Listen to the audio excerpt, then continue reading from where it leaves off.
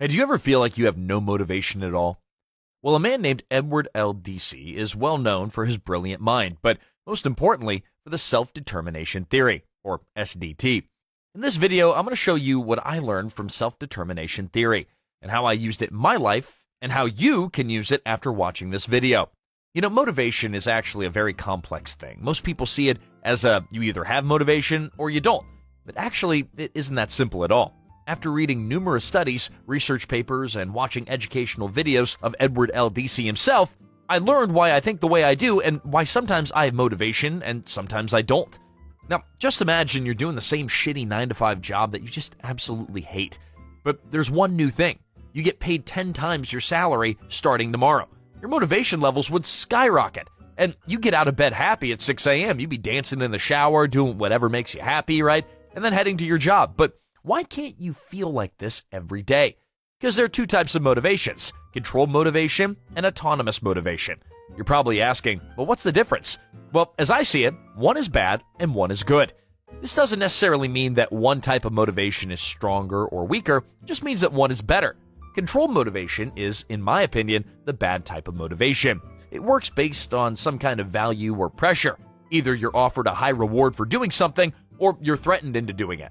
For example, someone might be forced to sell some white snow to avoid being killed. Now, you don't like what you're doing, but you're either getting out of it or you're pressured into it.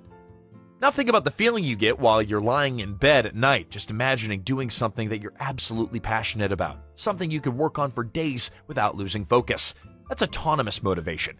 It's the motivation that comes from doing something you love and enjoy. This good motivation can clear your head, and you're willing to do anything just to get it started. There are over 40 years of research that show people who live with autonomous motivation and how they're more successful. They're happier, more creative, and have better problem-solving skills in their specific activities, whether it's business, sports, or studying. They're more positive, and their psychological and physical wellness is much better than those who live with controlled motivation. And that's why people always say, find a thing you like. Try to find a thing that you really enjoy. And this isn't just about your job. This applies to relationships, studying, even physical health. When you love studying, working out, or working on that business model, your mind shuts out everything else and you can focus and enjoy the process. You see, most people nowadays are living with controlled motivation. I realized that even I was one of those people, so I started looking for ways to change it. After sitting at my desk for a week and studying everything I could find on the internet about self-determination theory, I learned about autonomy support. Autonomy support is a way to help people, including yourself, become more autonomously motivated. Once you've worked on yourself and your own motivation, you need to try seeing things from the perspective of others. How do they see the specific situation they're in? Give them choices. Allow them to help solve their own problems. Most importantly, give them meaningful rationale. Take some real-life examples. You know those teachers in school whose students absolutely adore? Those teachers are autonomously motivated. That's why students learn more and understand them better. Or these coaches that athletes love learning from, they're all doing what they love. They're autonomously motivated. And that's the main reason why they're so successful. Even though I still struggle with it myself, I managed to get my friend to come to the gym for the first time with me in 3 years. And now he's been going consistently for over a month. This applies to every part of life. It's never too late to change your mindset. You're probably asking how you can implement this in your own life. Now, when I realized I was living with controlled motivation, I literally sat down in my chair, turned to face the wall, and I just stared at it for 45 minutes in complete silence like some weirdo. I tried to figure out the real reasons why I didn't enjoy the things I was doing. I was trying to trick myself into thinking that I liked them, but I actually didn't. And if you can't figure it out, like I couldn't, well, try this. Go back to the basics.